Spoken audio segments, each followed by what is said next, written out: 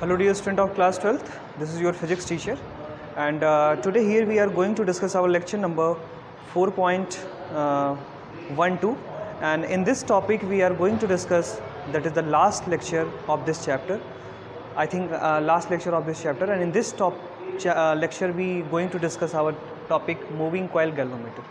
This topic is too important and in the last 5 years questions are coming from this topic. So let me start. So I already draw the figure of this moving coil galvanometer. तो सबसे पहले मैं आपको इसको थोड़ा explain कर देता हूँ कि मूविंग कॉइल गैल्वेनोमीटर क्या होता है। तो मूविंग कॉइल गैल्वेनोमीटर जो है एक तरह का इलेक्ट्रॉनिक डिवाइस है जो वेरी स्मॉल करंट को मेज़र करने के काम में आता है। It measure very small current, ये जो है बहुत ही स्मॉल करंट को मेज़र करने के काम में आता है। दैट्स मीन ये क्या करता है, ये करंट को मेज़र कर सकता है और अगर इसमें थोड़ा सा मॉडिफिकेशन हम कर दें तो ये साथ साथ पोटेंशियल डिफरेंस को भी क्या कर सकता है, मेज़र कर सकता है। That's mean it is a versatile device which is based on the torque experience by the coil in uniform magnetic field. तो हमने इसके पिछले वाले लेक्चर में जो टॉपिक डिस्कस किया है उसी से रिलेटेड ये टॉपिक है और उसी प्रिंसिपल पे बेस्ड ये टॉपिक है। तो बेसिकली हमने ये डिस्कस किया था कि जब हम किसी भी करंट कैरिंग कॉइल को मैग्नेटिक फील्ड में प्लेस करते हैं तो वो क्या करता है, एक फोर्स एक्सपीरियंस करता है। तो उस फोर्स की वजह से अगर हम देखें तो एक टॉर्क क्रिएट हो जाता है उसके एंड्स पर या उसके अपोजिट आर्म्स पे अपोजिट फोर्स क्रिएट हो जाता है, जिसकी वजह से वो क्या करता है, रोटेट करने लगता है। ठीक है, और ये रोटेटिंग जो कैपेसिटी है या रोटेटिंग जो नेचर है इसकी मदद से जो है बहुत सारे डिवाइसेस जो हैं क्रिएट करते हैं। तो उनमें से एक इम्पॉर्टेंट डिवाइस है आपका moving coil galvanometer. Moving coil galvanometer को हम क्या करते हैं, मेज़रमेंट में यूज़ करते हैं फॉर द स्मॉल करंट। ठीक है, अब थोड़ी अगर इसकी हिस्ट्री की बात करें हम, तो हिस्ट्री की अगर हम बात करें तो इसके बारे में थोड़ा सा हम ये जानते हैं कि ये जो है इसको सबसे पहले जो है केल्विन नाम के एक साइंटिस्ट थे जो कि अमेरिका के थे, that is the kelvin, right. Kelvin नाम के एक साइंटिस्ट थे जिनका जो अमेरिका से बिलोंग करते थे। इन्होंने जो है सबसे पहले इस डिवाइस को क्या किया था, बनाया था और इन्हीं के नाम पे जो है ये रखा गया था। बाद में इसको जो है डी एर्सोनेवल ने क्या किया था, मॉडिफाइड किया था और इसे और ज़्यादा प्रिसीस बनाने की कोशिश की थी। ठीक है, और इसको हम जो है American, that is known as the American type galvanometer, इसको हम अमेरिकन टाइप गैल्वेनोमीटर भी कहते हैं। वैसे गैल्वेनोमीटर तो बहुत तरीके के होते हैं और अलग अलग प्रिंसिपल्स पे काम करते हैं, लेकिन आपके सिलेबस में मूविंग कॉइल गैल्वेनोमीटर है और आपके एक्सपेरिमेंट अगर देखा जाए एक्सपेरिमेंट सेक्शन में भी गैल्वेनोमीटर का जो है 3 एक्सपेरिमेंट जो है इस पे बेस्ड हैं। सबसे पहला है to find the null deflection of galvanometer, second is the to conversion of galvanometer to ammeter and conversion of galvanometer to voltmeter. तो ये टॉपिक्स जो हैं ऑलरेडी हैं, इसलिए ये डिवाइस काफ़ी इंपॉर्टेंट हो जाती है।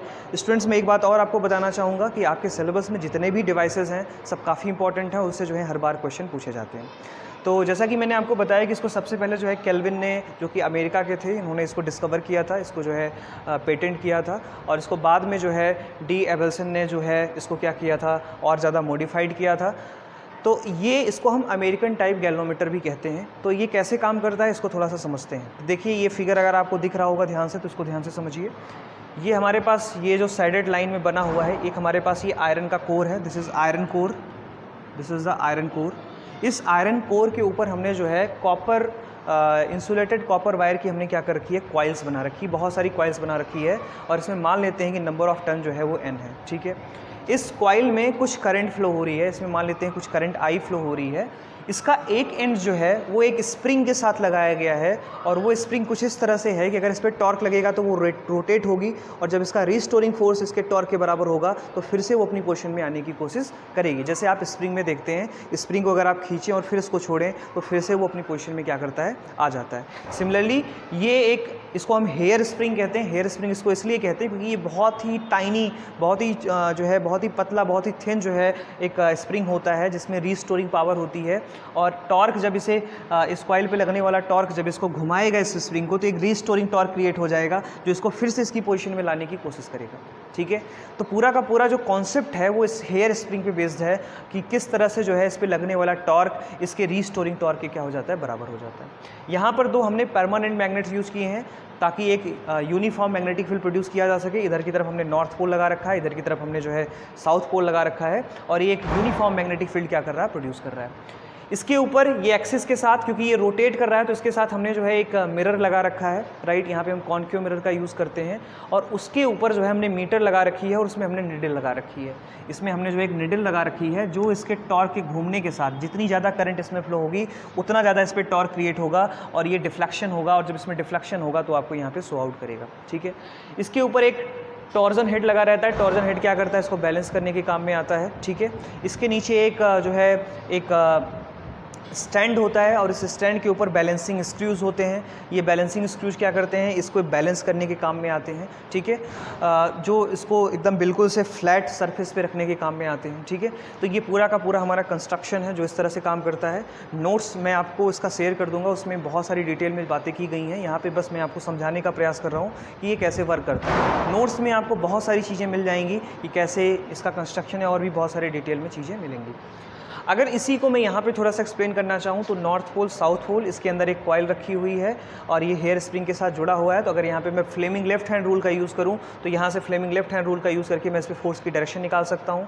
तो अब यहाँ पे आ जाइए, यहाँ पे जब आ जाते हो तो इसमें फोर्स की डायरेक्शन आउटसाइड में, और इसमें फोर्स की डायरेक्शन इनसाइड में। तो एक टॉर्क क्रिएट हो जाता है, और ये घूमेगा, और टॉर्क जब क्रिएट होगा और ये घूमेगा तो इसकी जो टॉर्क की वैल्यू होगी, वो टॉर्क की वैल्यू आपको पता है, tau is equal to NIAB cos alpha, right. कल मैंने आपको बताया था कि कॉस अल्फ़ा और साइन थीटा में क्या डिफरेंस है। वहाँ पे थीटा और अल्फ़ा की क्या बात की गई थी।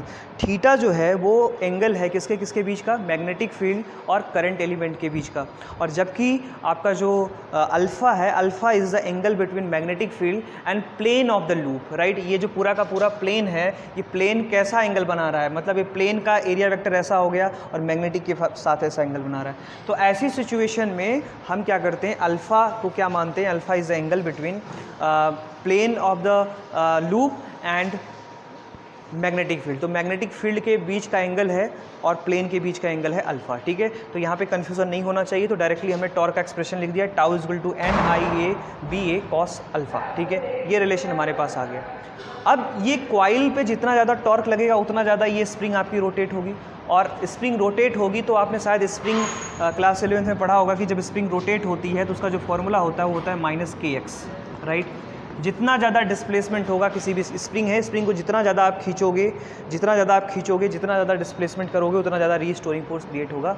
जहाँ पे k क्या है, k is the spring constant, minus sign ये बता रहा है कि यहाँ पे फोर्स रीस्टोर हो रहा है, क्योंकि यहाँ पे रोटेशन वाला फोर्स है और ये स्प्रिंग रोटेट हो रही है, इसलिए यहाँ पे रीस्टोरिंग टॉर्क इसे कहेंगे, क्योंकि चीज़ें जब रोटेट करती हैं तो वहाँ पे फोर्स जो होता है वो टॉर्क बन जाता है। और यहाँ पे अगर मैं यहाँ पे लिखना चाहूँ तो रीस्टोरिंग टॉर्क जो होगा वो होगा आपका, that is directly proportional to alpha, right. Alpha यहाँ पे क्या है, कितना एंगल घूमा, ये कॉइल जो है मैग्नेटिक फील्ड के साथ कितना एंगल, ये जो प्लेन है वो मैग्नेटिक के साथ जितना ज़्यादा घूमेगा उतना ज़्यादा इसका एंगुलर डिस्प्लेसमेंट होगा। तो यहाँ पे एंगुलर डिस्प्लेसमेंट किसके टर्म में है, अल्फ़ा के टर्म में है। So here we write that tau is directly proportional to alpha.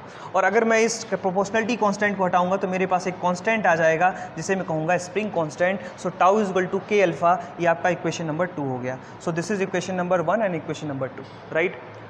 अब बेटा जब ये घूमेगा तो कब तक घूमेगा, जब तक ये स्प्रिंग इसको अपोज करेगा, और जैसे ही इसका रीस्टोरिंग टॉर्क और इसके लगने वाले टॉर्क के बराबर होगा वैसे ही कॉइल फिर से अपनी पोजीशन में आने की कोशिश करेगा। दैट्स मीन अप्लाइड टॉर्क और produce torque is equivalent to the restoring torque, right. तो हम इन दोनों इक्वेशंस को आपस में इक्वेट कर सकते हैं। अगर इन दोनों को आपस में इक्वेट कर दे तो हमें एक रिलेशन पता चल जाएगा, और उस रिलेशन के बेसिस पे और भी बहुत सारी बातें हम लोग जो हैं कर सकते हैं, ठीक है।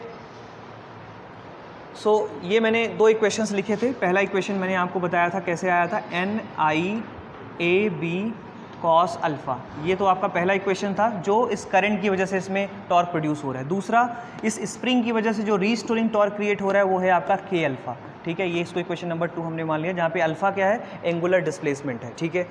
अब अगर मैं थोड़ी सी और बात इस पर करूँ तो ये कौन से प्रिंसिपल पे काम करता है। इंट्रोडक्शन तो हमने कर लिया कि इंट्रोडक्शन में इसको केल्विन ने डिस्कवर किया था, अमेरिका के वो साइंटिस्ट थे। तो अगर मैं प्रिंसिपल की बात करूँ तो when a current carrying coil placed in uniform magnetic field experienced a torque, इस पे क्या लगेगा, एक टॉर्क क्या करेगा, एक्सपीरियंस होगा, ठीक है, टॉर्क, ठीक है, एक टॉर्क क्या होगा, एक्सपीरियंस होगा, और वो किसके बराबर होगा, इसके बराबर होगा। और ये टॉर्क जितना ज़्यादा होगा, मतलब इंड्यूस टॉर्क और produce torque is equivalent to the, किसके बराबर होगा, रीस्टोरिंग टॉर्क के बराबर होगा, रीस्टोरिंग टॉर्क के क्या होगा, बराबर होगा, ठीक है। फिर से मैं लिख देता हूँ, रीस्टोरिंग टॉर्क, ठीक है। या मैं अगर इसको फॉर्मूले के फॉर्म में लिखना चाहूँ तो टाउ एक्सटर्नल जो प्रोड्यूस हो रहा है, टाउ रिस्टोरिंग, ठीक है, ये हो जाएगा, ये रिलेशन हमारे पास आ जाएगा। अब यहाँ से अगर इसकी मैथमेटिकल एनालिसिस करें तो हमें काफ़ी सारी बातें पता चलती हैं। तो मैं इन दोनों इक्वेशंस को आपस में इक्वेट कर देता हूँ। तो देखिए, अगर मैं इन दोनों इक्वेशंस को आपस में इक्वेट करूँ तो NIAB cos alpha is equal to K alpha, ठीक है। तो यहाँ से हमें I की वैल्यू चाहिए, तो I इज इक्वल टू क्या आ गया, K अपॉन NIB, है ना, अल्फ़ा अपॉन कॉस अल्फ़ा, ठीक है। तो ये बहुत ही इंपॉर्टेंट रिलेशन हमें ये बताता है कि केवल ये डिफ्लेक्शन इसके ऊपर ही नहीं डिपेंड करेगा, ये कॉस के फैक्टर पे भी क्या करेगा, डिपेंड करेगा, ठीक है। अल्फ़ा पे ही नहीं डिपेंड करेगा, ये कॉस के थीटा पे भी डिपेंड करेगा। कॉस अल्फ़ा के क्या होगा, इन्वर्सली प्रोपोर्शनल होगा, मतलब ये वाली वैल्यू अगर बड़ी होगी तो उसके अकॉर्डिंग जो है ये आई की वैल्यू क्या होगी, चेंज होगी, ठीक है। तो आई होप इतनी बात आपके समझ में आ गई होगी।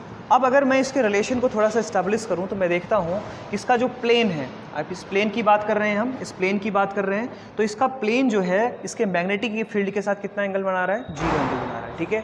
हम प्लेन की बात कर रहे हैं, हम एरिया वेक्टर की बात नहीं कर रहे हैं, हम प्लेन की बात कर रहे हैं। तो उसका जो प्लेन है वो मैग्नेटिक फील्ड के साथ कितना एंगल बना रहा है, वो एंगल बना रहा है आपका 0 डिग्री। तो हम यहाँ पे कॉस थीटा की वैल्यू क्या रख लेंगे, अल्फा की वैल्यू यहाँ पे क्या रख लेंगे, या कॉस अल्फा की वैल्यू क्या रख लेंगे, 0 डिग्री, और इसकी वैल्यू क्या हो जाती है, 1 हो जाती है। तो यहाँ से आई की वैल्यू जो निकल के आएगी वो आ जाएगी K अपॉन NIB, यहाँ से आ जाएगा अल्फ़ा।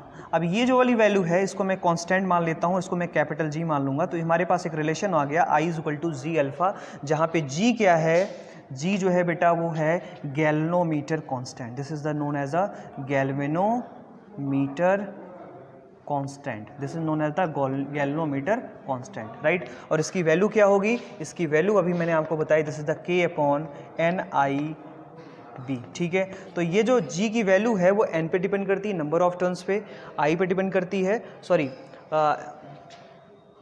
I नहीं होगा यहाँ पे, A होगा, NAB, ठीक है। तो NAB एरिया पे डिपेंड करता है और मैग्नेटिक फील्ड पे डिपेंड करता है। तो ये कांस्टेंट है, इसकी वैल्यू आप रखोगे तो आपको वैल्यू यहाँ पर मिल जाएगी। तो जो मेन रिलेशन हमारे पास आ रहा है कि I is directly proportional to alpha, मतलब कि जितनी ज़्यादा इसके अंदर करंट फ्लो होगी उतना ज़्यादा उसमें डिफ्लेक्शन होगा, और उसके डिफ्लेक्शन के अकॉर्डिंग जो है आप ये बता सकते हैं कि इसमें कितनी करंट फ्लो हो रही है। दैट्स मीन गैल्वेनोमीटर का यूज़ हमने मैथमेटिकल एनालिसिस से देखा कि किस तरह से करंट जो है वो डिफ्लेक्शन ऑफ द गैल्वेनोमीटर पे डिपेंड कर रही है, कि जितना ज़्यादा ये आपका गैल्वेनोमीटर डिफ्लेक्ट होगा उतनी ज़्यादा करंट इसमें फ्लो होगी। और इसके रेंज को हम डिसाइड करते हैं इस गैल्वेनोमीटर के रेजिस्टेंस से। गैल्वेनोमीटर का रेजिस्टेंस आप जितना ज़्यादा या कम रखेंगे उसी के अकॉर्डिंग आप इसके रेंज को क्या कर लेते हैं, डिसाइड कर लेते हैं। So dear student, I hope इतनी बात आपके समझ में आ गई होगी, ठीक है। तो आज के लेक्चर में हम इतना ही बात करेंगे। इसमें हो सकता है एक लेक्चर हमें और बनाना पड़े जिसमें हम गैल्वेनोमीटर की सेंसिटिविटी की बात करेंगे, और उसमें हम ये भी बात करेंगे कि किस तरह से गैल्वेनोमीटर को अमीटर में कन्वर्ट करते हैं और अमीटर को हम गैल्वेनोमीटर में कन्वर्ट करते हैं। शायद ये टॉपिक आपके सिलेबस से हटा दिया गया, हमें केवल यहाँ पर sensitivity of the galvanometer discuss करना है। अमीटर टू गैल्वेनोमीटर कन्वर्जन और गैल्वेनोमीटर टू वोल्टमीटर कन्वर्जन, ये टॉपिक शायद आपके टॉपिक से हटा दिया गया है। इसको एक बार देख लेते हैं, अगर इसमें होगा तो हम इस टॉपिक को जरूर डिस्कस करेंगे। तो इस चैप्टर का एक लेक्चर और होने वाला है जिसमें हम करंट सेंसिटिविटी और वोल्टेज सेंसिटिविटी की बात करेंगे कि किस तरह से गैल्वेनोमीटर आपका वोल्टेज का मेजरमेंट करता है और किस तरह से जो है वो करंट का मेजरमेंट करता है। सो आई होप डियर स्टूडेंट्स, हमारा ये प्रयास आपके लिए लाभदायक होगा और चीज़ें आपके समझ में आ रही होंगी और आप लोग प्रॉपर स्टडी कर रहे होंगे। तो हम लोग नेक्स्ट लेक्चर में मिलते हैं और फिर ढेर सारी बातें करते हैं। Thank you so much.